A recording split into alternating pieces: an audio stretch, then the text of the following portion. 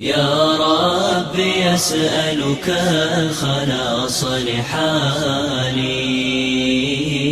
فأنا ضعيف وهذه أحوالي. بسم اللہ الرحمن الرحیم. حضرت ابن عباس رضی اللہ تعالی عنہما سے روایت ہے کہ روزے دار کے روزے کو فحش گوئی اور بےہودگی سے پاک کرنے اور مساکین کو کھانا کھلانے کے لیے نبی کریم صلی اللہ علیہ وسلم نے صدقہ فطر کو واجب قرار دیا ہے. یہ سنن ابی داؤد کی روایت ہے. رمضان المبارک کے روزے رکھنے کی خوشی میں نماز عید سے پہلے کسی مستحق کو مخصوص مقدار میں رقم یا اناج دینا یہ صدقہ فطر کہلاتا ہے. اور صدقہ فطر کی حکمت اور مصلحت اس روایت میں بیان فرمائی گئی کہ اس میں دو فائدے ہوتے ہیں. ایک فائدہ دینے والے کا ہے کہ جو روزہ دار صدقہ فطر ادا کرتا ہے تو اللہ جل جلالہ اس کے روزے کو پاک کر دیتا ہے کہ رمضان المبارک کے دوران انسان کی زبان سے مختلف فضول باتیں نکلتی ہیں جو روزے کے ثواب کو کم کر دیتی ہیں. تو صدقہ فطر ادا کرنے سے اللہ جل جلالہ روزے دار کے روزوں کو پاک کر دیتا ہے. یہ تو صدقہ فطر دینے والے کا فائدہ ہے. اور جو لینے والا ہے، جو غریب مسکین مستحق آدمی ہے، تو اسے عید کی تیاری کے لیے کچھ رقم مل جاتی ہے. تو ان دو فوائد کے پیش نظر نبی کریم صلی اللہ علیہ وسلم نے اپنی امت کو صدقہ فطر ادا کرنے کی ترغیب دی ہے. اب اس کے بارے میں چند باتیں سمجھیے. پہلی بات یہ کہ صدقہ فطر کا وجوب کتنی مقدار پر ہوتا ہے یا کتنی مالیت آپ کے پاس ہو تو صدقہ فطر واجب ہوتا ہے.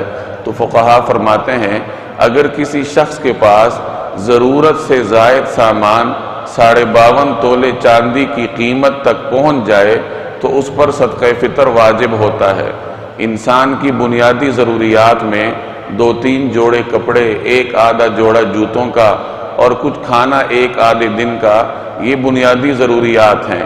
ان کے علاوہ جو گھر میں اضافی سامان ہوتا ہے، اضافی فرنیچر ہیں، اضافی برتن ہیں، اضافی بستر ہیں، آپ کے اضافی کپڑے ہیں، ان تمام چیزوں کو ملا کر اگر قیمت 52.5 تولے چاندی کی قیمت کے برابر پہنچ جائے تو صدقہ فطر واجب ہوتا ہے. اور 52.5 تولے چاندی کی قیمت تقریباً 37,000 38,000 روپے کے قریب ہوگی.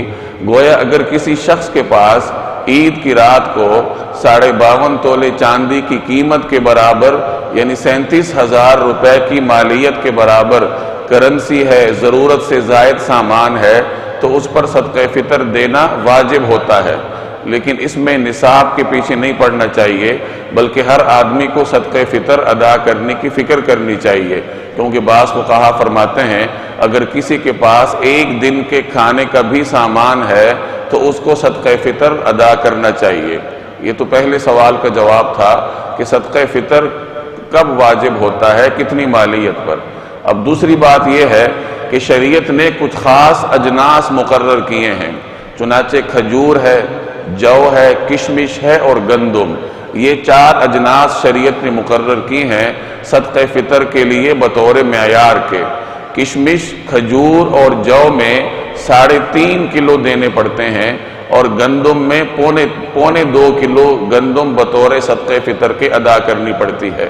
اور اگر کوئی آدمی یہ اجناس ادا نہ کرنا چاہے، کیش میں، نقدی کی صورت میں صدقہ فطر دینا چاہے، تو وہ ان اجناس کی قیمت ادا کر سکتا ہے کہ 3.5 کلو جو کی قیمت، 3.5 کلو کشمش یا 3.5 کلو کھجور کی قیمت دے دے اور یا پونے 2 کلو گندم کی قیمت بطور صدقہ فطر کے ادا کر دے.